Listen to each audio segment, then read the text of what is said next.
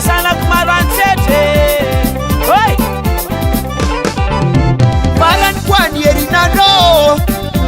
Velubitanga nieng Tomba kwani weekend Atika jabi miarka mfaleya Saule la professeur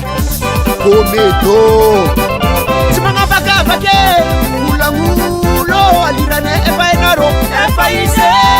No bota bela Rev tutut sak asar sakeo Manunga bitanga Manunga bitanga Manunga bitanga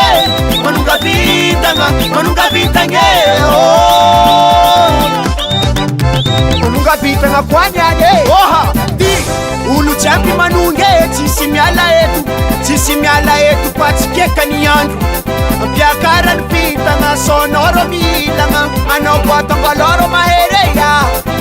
Ititesa kufartane Amtangala tikajabi Aye parti Diego Malaza mdoagang aramena Tilavitomis musibe Malaza msomaro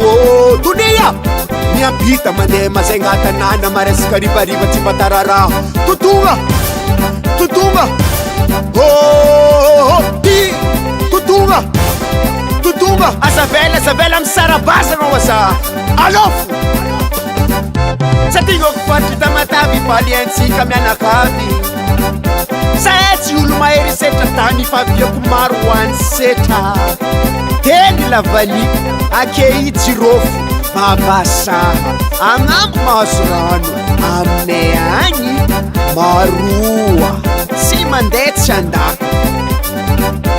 Ande anpianaranchu ambao apanole rua Aita ni sumba Sambata tikaruwe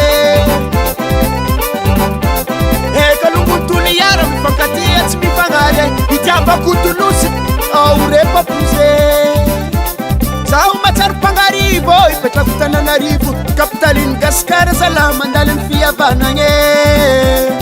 Madagaskara reki Manunga bitanga Manunga bitanga Manunga bitanga Manunga bitanga Manunga bitanga Mayotte, la Réunion, la France, même en Amérique. Rendez-vous Madagascar. Iuninobu. Areo amzay atsika jaby miaraka Azadigna kuranga rekty Saule la komedo Aye Andai somero Aya sukibe Sulun remandene